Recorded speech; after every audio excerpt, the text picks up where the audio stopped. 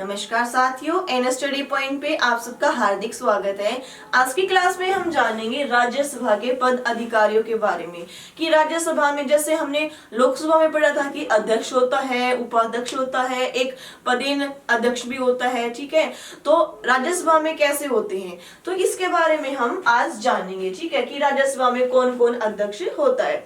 इससे पहले हमने क्या पढ़ा था, संसद के बारे में पढ़ा था। क्या पढ़ा था संसद में कि क्या है, संसद में कौन कौन होता है हमारा, लोकसभा होती है, राज्यसभा होती है और कौन होता है हमारा, प्रेसिडेंट होता है। ये तीन चीजें हमने पढ़ी थी कि ये इसमें होती हैं। ठीक है, लोकसभा के बारे में जानकारी हम ले चुके हैं, प्रेसिडेंट के बारे में जानकारी ले चुके हैं। अब बारी आती है हमारी राज्यसभा की। इंट्रोडक्शन हमने कल इसका पढ़ लिया था, बेसिक बातें हम इसके बारे में जान चुके थे। ठीक है, अब बात आती है, देखो ध्यान से समझना कि जो लोकसभा है उसका क्या है, टीचर कौन है, स्पीकर है। कौन है टीचर, लोकसभा के टीचर क्या कहते हैं, हम स्पीकर बोलते हैं। ठीक है, अब ये टीचर है, ये कक्षा है, लोकसभा को क्या मान लीजिए, क्लास मान लीजिए, स्कूल क्लास या फिर कॉलेज क्लास, और स्पीकर को क्या मान लीजिए, टीचर। तो ये टीचर क्या क्या काम करता है कि बच्चे बोलेंगे कि मैम हमें तो आपसे ये क्वेश्चन पूछना है, हमें तो इस बच्चे से ये क्वेश्चन पूछना है। इट मीन्स क्या हुआ कि यहाँ पर जो सांसद बैठे हैं वो मंत्री क्या कहेंगे स्पीकर को जाकर, महोदय हमें तो इस मंत्री से ये प्रश्न पूछना है। ठीक है, वो तो ये प्रश्न डिसाइड कौन करेगा, हमारा स्पीकर ही डिसाइड करेगा कि आपको किस तरह के प्रश्न पूछने हैं। जितने भी प्रकार के कार्य हैं लोकसभा के वो कौन करता है, स्पीकर करता है। ठीक है, अब ये तो हमने पढ़ ली लोकसभा वाली कक्षा। ठीक है, अब राज्यसभा भी तो एक ही क्लास ही है, उसमें भी तो कोई टीचर होगा। उसमें कौन टीचर होगा, उसमें भी स्पीकर होना चाहिए। ठीक है, होना चाहिए ना। अब इसके भी कुछ उत्तरदायित्व होते हैं, जो इसके उत्तरदायित्व होते हैं, कर्तव्य होते हैं, वो इनका पालन करता है। ठीक है, लेकिन सबसे बड़ी बात क्या है, लोकसभा के अध्यक्ष को क्या बोलते हैं, स्पीकर, मतलब स्पीकर अध्यक्ष। ठीक है, टीचर को क्या बोलेंगे, स्पीकर। लेकिन राज्यसभा का जो अध्यक्ष होता है उसको स्पीकर नहीं बोलते हैं, उसको क्या बोलते हैं, चेयरमैन बोलते हैं। क्या बोलते हैं, चेयरमैन। हिंदी में बोलते हैं सभापति। क्या बोलते हैं उसको, सभापति बोलते हैं। ठीक है, एक डिफरेंस तो ये हो गया कि लोकसभा के अध्यक्ष को बोलते हैं स्पीकर और राज्यसभा के अध्यक्ष को क्या बोलते हैं, सभापति बोलते हैं। ठीक है, ओके।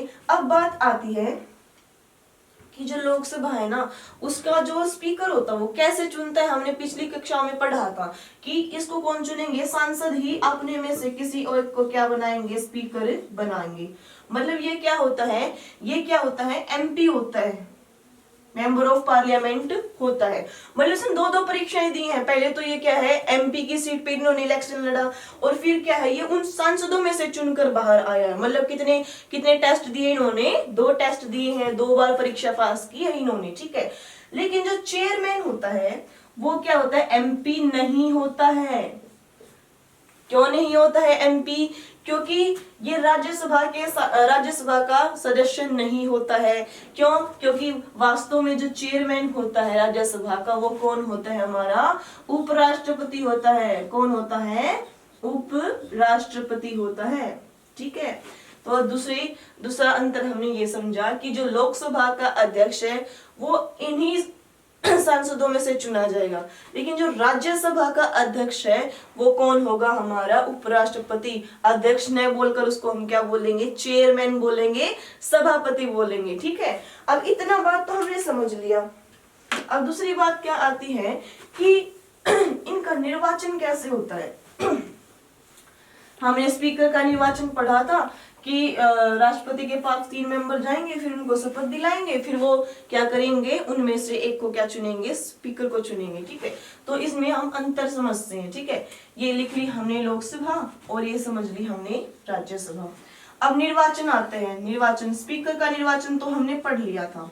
अब जो हमारे चेयरमैन है यानी कि कौन, उपराष्ट्रपति।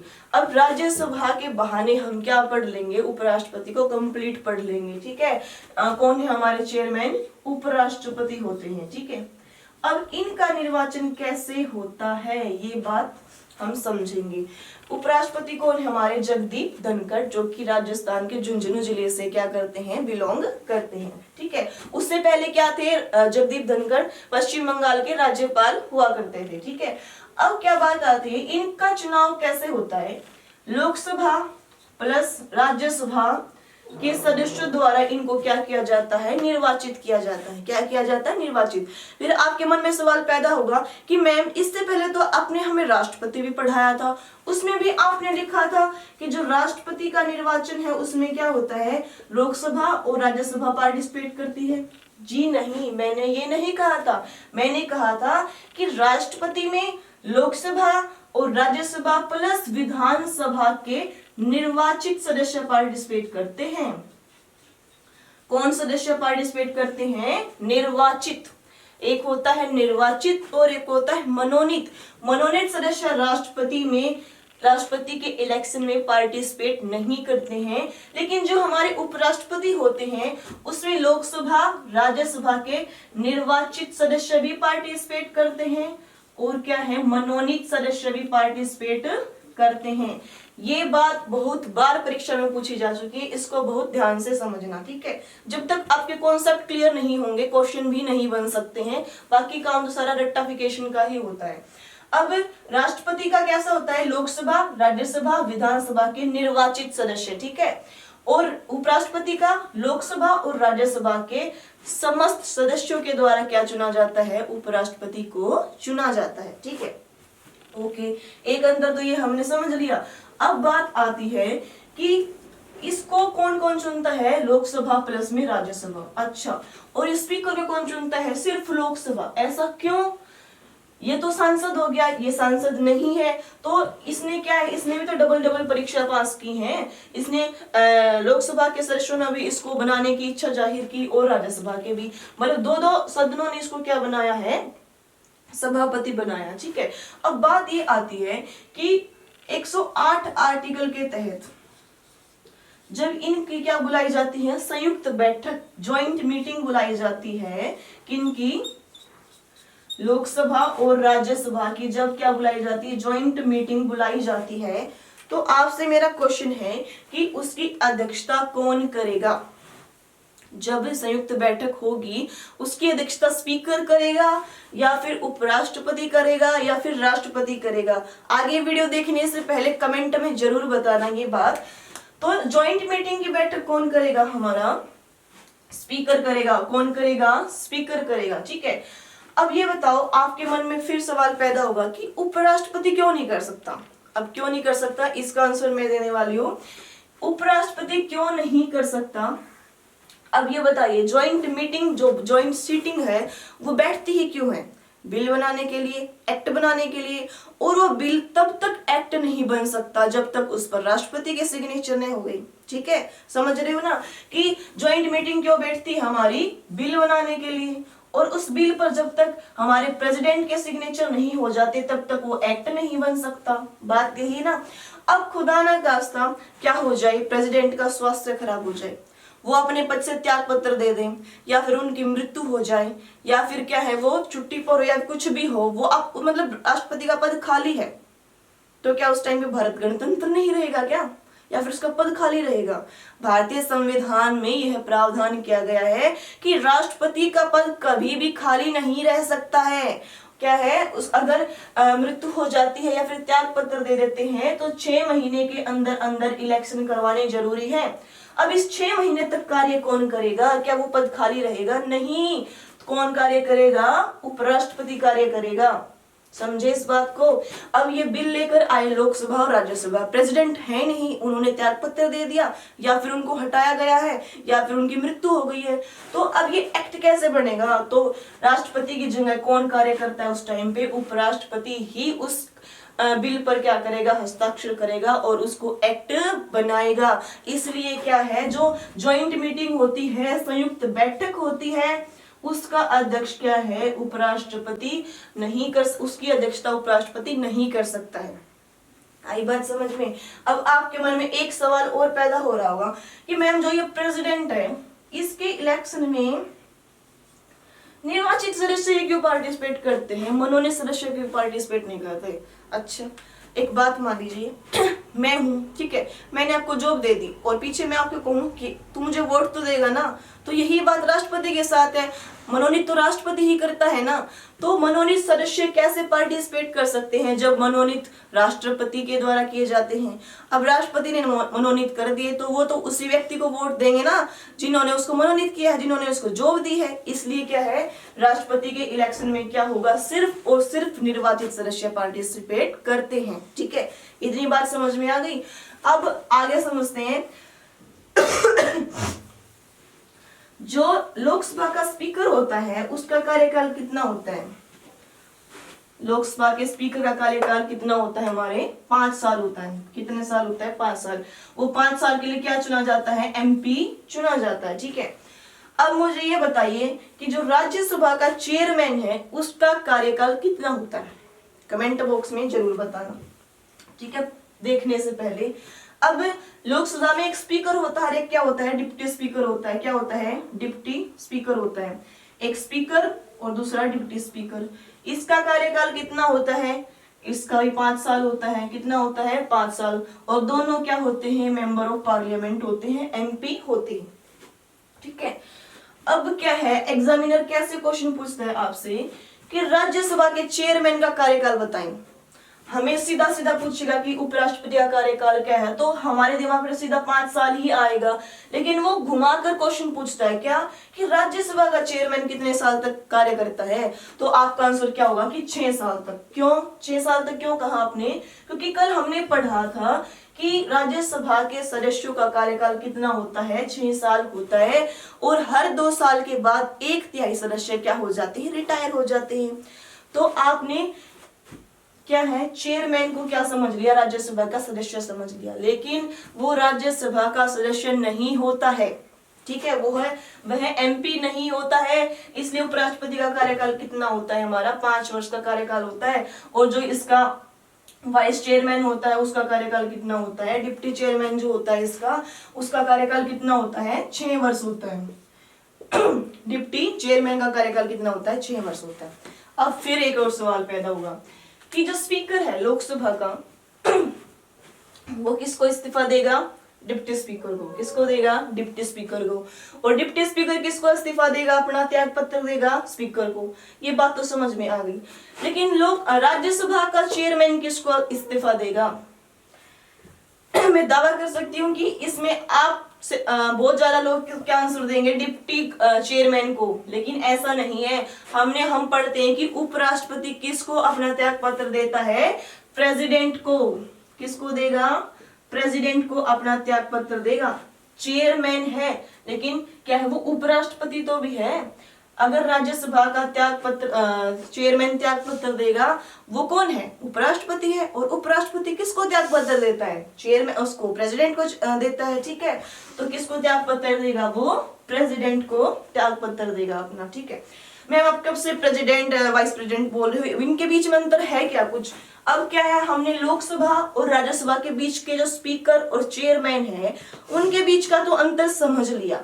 अब समझते हैं हम प्रेसिडेंट और वाइस प्रेसिडेंट के बीच क्या क्या अंतर है।